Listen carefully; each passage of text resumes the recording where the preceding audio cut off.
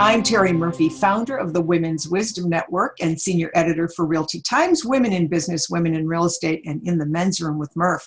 But today we have an amazing speaker. She is definitely a woman in business. One of the things that she truly understands is how our brains function. She has done some great work with how the male and female brain works, how we can overcome our thoughts and behaviors and reactions to things that happen, and sometimes without even our thinking about it, diminish that elusive thing today we call happiness. She will give us some tools that we can use to stop download spirals. Now, if you are anywhere sequestered, you understand what that means. We can disrupt some of those negative signals and boost our happiness every day. She is the author. She's an author, by the way, quite a bit, of Happiness as a Second Language and a series that follow. And also one of my favorites, How We Can Succeed in the Workplace and We're a Woman. But today we're all about speaking happiness. We so need that. Welcome, Miss Valerie Alexander. Terri, thank you so much. It's always a pleasure to chat with you. Well, it's so interesting that you started as a corporate attorney, which doesn't make anybody think of happiness necessarily. I'm just saying. An internet executive, I mean, you get that brain, whatever your mom was eating was amazing. Working on some of the biggest IPOs in the internet era, including E-Trade, hello. Now get this, then you transition to Hollywood and you enjoy success as a screenwriter and a director. I just want to shout out here about, and I don't care, everybody, you can roll your eyes in judgment, I don't care, but I love the Hallmark Channel because no one dies. There's just a minor little mishap and then we kiss. But you actually wrote Christmas movies for the Hallmark Channel, and yours was ranked number 9 out of 20 of the top Christmas ones. Good Housekeeping ranked the top 25 Hallmark Christmas movies of all time, and mine was number 9. I'm just saying, okay? You want happiness. When everything else is, I don't want to hear the news or anything else. We are in a time where we are denied the basics of human engagement, which is seeing a smile, touching people, being in physicality with another person because of the impending health issue that rampages right now. Besides being able to live with, by the way, she has a gorgeous husband and an adorable, ill-mannered German shepherd. It sounds to me like you could be pretty happy. So tell us, why would you write a book on Speak Happiness as a Second Language? Years ago, my husband and I, we were first married. We were going through some really hard times. We're both members of the Writers Guild, which is the union that represents screenwriters. And we were on strike. We had no income coming in. We were trying to have a baby. We wound up not being successful at that. And a number of things were going wrong in our lives. And he said to me, "How can you stay happy through all of this?" And I said, "I know, it's not even my native language." And when I said that, something clicked for me and it just hit me. I said, yeah, that's right. It's not like none of us were raised with happiness as a value. I mean, your family, Terri, my family, ask a parent, what do you want for your kid? Every parent in the world says, I just want him to be happy, right? And then suddenly they meet somebody that you're not so fond of. Like, that's the person they want to marry. You're like, oh, no. Like, wait a minute. What happened to wanting them to be happy? They want to go into a field and do a job.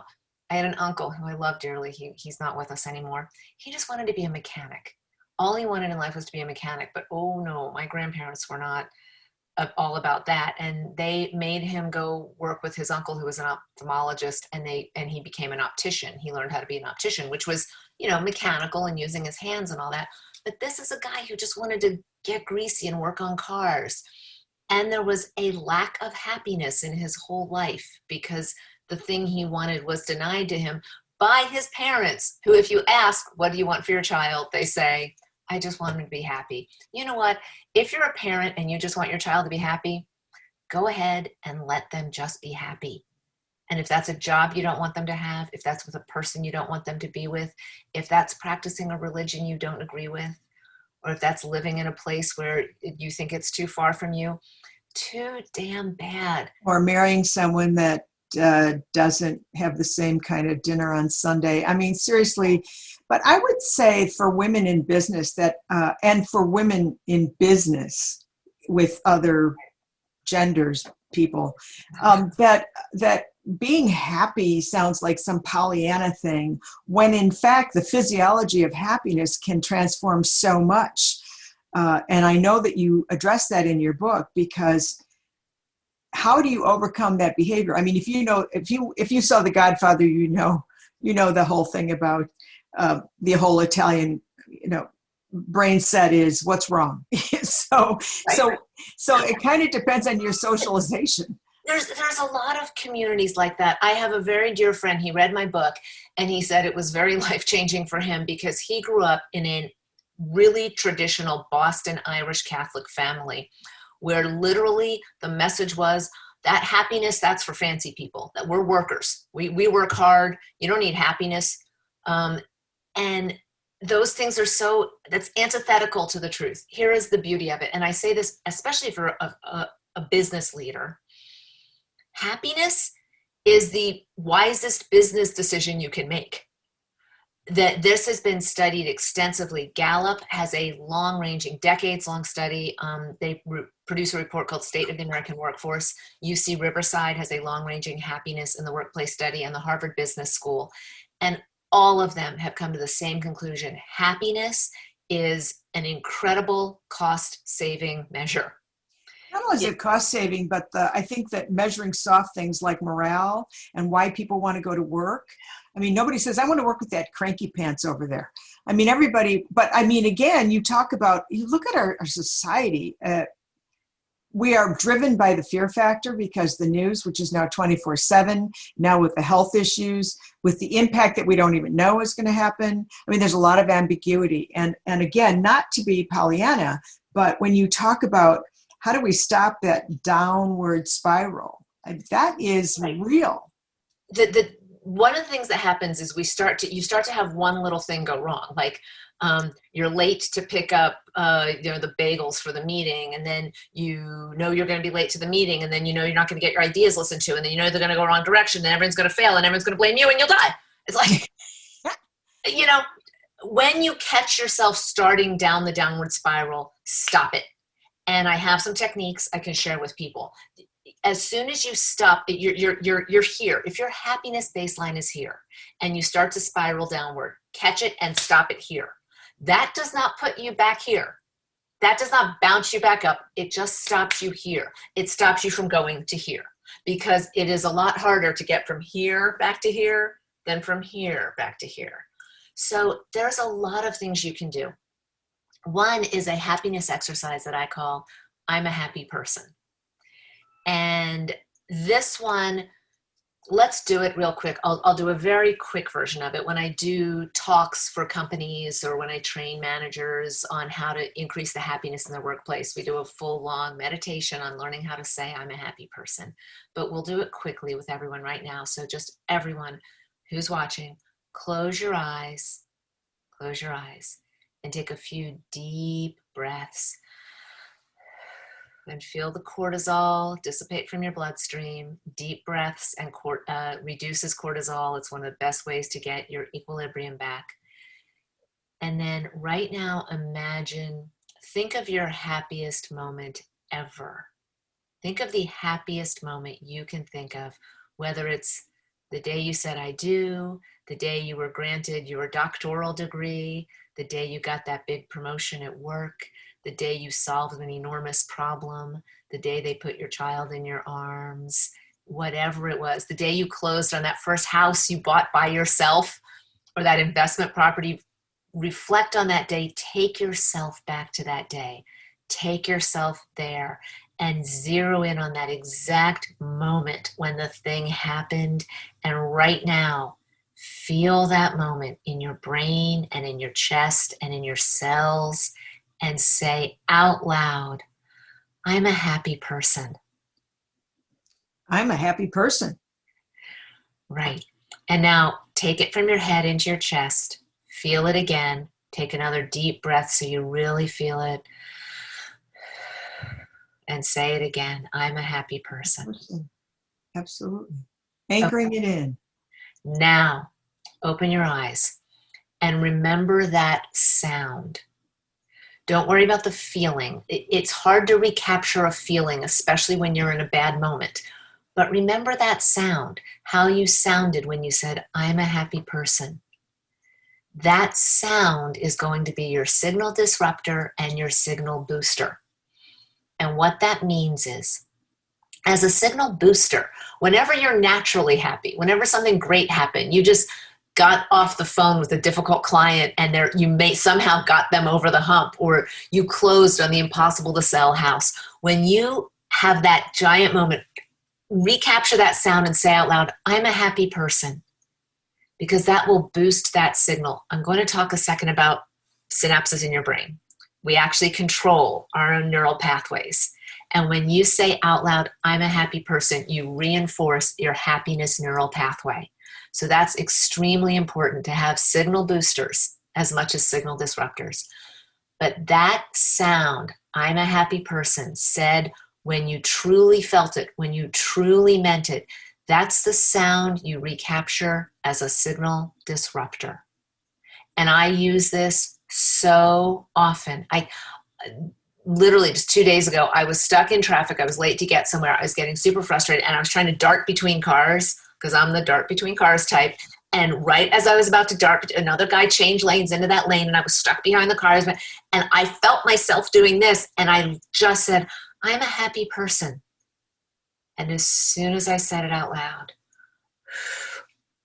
I felt that signal disrupt completely. In fact, I do this so often and so effectively, it does bounce me back up to my baseline. Well, it must work because you're highly successful, and I really, so much about success is what we say to ourselves. And you're right, we have those things in our brain. And you coach a lot of high-level corporations and CEOs. You just addressed how many CEOs? Was it like 140 last day? Yeah. Last week, I was 140 CEOs in one room. So my point is that this isn't some fluffy thing. I mean, this is a serious business tool.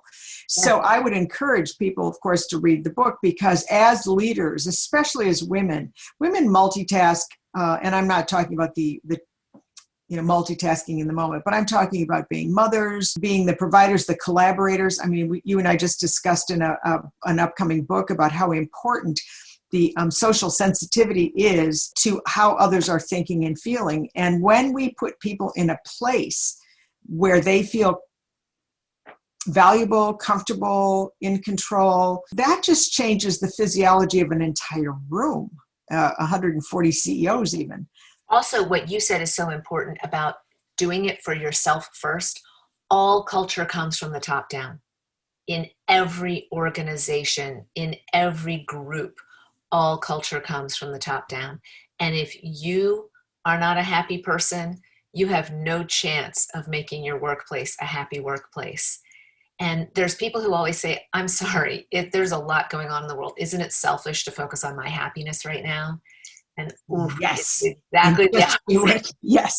Yeah, because two reasons. A big one, the biggest one with what's going on in the world right now, happier people have stronger immune systems.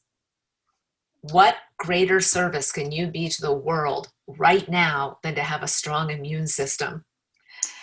Yeah, and not only that, but we talk about the fact that when we are depressed means we are depressing our own energies, and we can't attract, let alone happiness, but we can't attract any kind of comfort if we are focusing on whatever. And I think that women are held to a higher standard, and I'm saying that carefully, because 100%. You might want to elaborate on that, because you do so much work on the gender brains. I can share over 100 peer-reviewed studies on different physical behaviors and responses of the female brain versus the male brain. Our brains react differently. And whenever anybody says to me, anyone says, well, men's brains and women's brains don't behave differently, I'm like, really? When did your brain last signal your ovaries to start ovulating? That comes from the brain. See why I love this woman? But the way our brain responds to so many things, you mentioned fear earlier. You mentioned in companies we're driven by fear. Fear comes from the amygdala. It is the most ancient part of the brain. It's what triggered fight or flight. And actually fight, flight, or freeze, but it triggered the response to fear reaction. The prefrontal cortex is the baby of the brain. It's less than 2 million years old. This part of the brain controls our complex, our executive functions, decision-making, control of emotions, social interaction. Well, I always say, if an older sibling and a younger sibling are alone in the room together and there's no adult around and they're in conflict, who wins? Exactly. The older sibling every time. Always, every time. So when the amygdala and the prefrontal cortex are in conflict, the amygdala takes over, which means when fear is present, we literally lose our executive functions. You cannot make good decisions. You cannot have complete control of your emotions. Even your social interactions suffer when you're operating from a place of fear, because that is your amygdala signaling your hypothalamus to fire up your hypothalamic pituitary axis, to engage your adrenal glands, to release stress hormones into your system. It's either cortisol or adrenaline. Either way, it goes against your ability to make calm, reasoned, good decisions.